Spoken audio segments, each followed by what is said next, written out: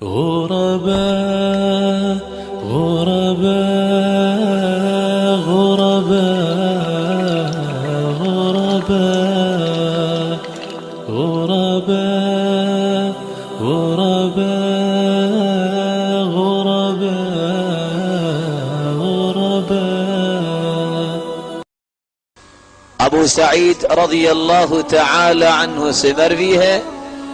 كان رجل من بني اسرائیل، آپ صلی اللہ علیہ وسلم نے فرمایا بنی اسرائیل کا ایک شخص تھا، قتل 99 انسانا، 99 لوگوں کا قاتل تھا، فخرج يسأل، باہر نکلا اپنے گھر سے سوال کرتا ہے، فأتى راہبا، ایک پادری کے پاس آیا، راہب کے پاس آ کے سوال کرتا ہے، الی توبہ، کیا میری بھی توبہ ہو سکتی ہے؟ قال لا، راہب نے جواب دیا، 99 لوگوں کا قاتل اور توبہ؟ تلوار نکالی، فقتلہ، اس کو بھی قتل کر دیا۔ پھر دوبارہ کسی نیک آدمی کے پاس پہنچا، سوال کرتا ہے، الی توبہ، 100 کا قاتل ہوں، توبہ ہے؟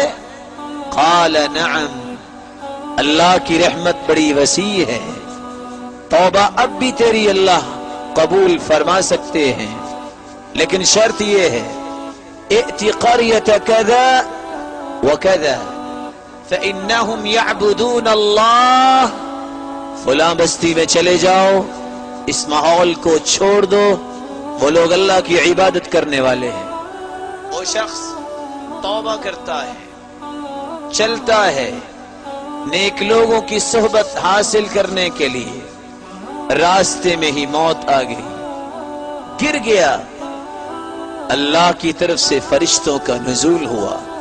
فاختصمت فیہ ملائکۃ الرحمہ وملائکۃ العذاب، رحمت کے فرشتے بھی تشریف لاتے ہیں، اور وہ فرشتے جو انسانی روح کو عذاب کی طرف لے جاتے ہیں، دونوں کے اندر یہ بات چلی، رحمت کے فرشتے یہ کہتے نظر آئے کہ یہ توبہ کر چکا ہے، اس کی روح کو جنت میں لے جانا چاہیے، اور عذاب دینے والے فرشتے یہ کہہ رہے ہیں کہ اس نے نہ تو نماز پڑھی ہے، نہ اس نے اللہ کو یاد کیا ہے، اس کو جہنم میں جانا ہے۔ خالق ارض و سما نے اس جھگڑے کو نپٹانے کے لیے ایک فرشتے کو بھیجا اور کہا، سنو، نیک لوگوں کی بستی اور برے لوگوں کا معاشرہ، ان دونوں کی پیمائش کرو، اگر اس کا جسد خاکی برے لوگوں کے قریب ہوا تو یہ عذاب کا مستحق ہے، اور اگر اس کا جسد خاکی نیک لوگوں کی طرف رواں دواں تھا اور نیکی کی غرض سے جا رہا تھا، اگر اس کی قربت نیک لوگوں کے طرف ہوئی، رحمت کے فرشتوں تم اس کی روح کو لے جانا۔ پیمائش کی گئی، فوجداہ الی ہذہ اقرب بشبر، پیمائش کی گئی، یہ شخص جب زمین پہ گرتا ہے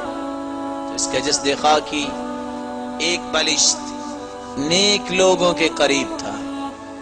فیصلہ کر دیا گیا، چونکہ یہ نیک لوگوں کی طرف جا رہا تھا، نیکی کی غرض سے جا رہا تھا،